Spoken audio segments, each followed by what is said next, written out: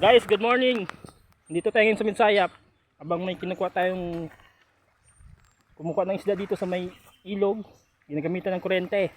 Tingnan natin kung paano nila kinukuha ito. Tingnan nyo guys. Panurin natin ha.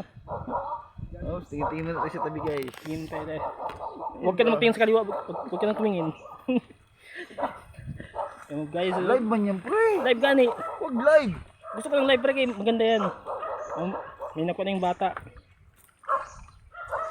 Oops, parang may nahuli na yata. Tingnan natin. Ginamitan ng kuryente guys. Itong maganda. Wala nang init. Medyo mahirap maghuli lang sila. First time ko makakita ng ito dito. Marunong pre, parang wala ka.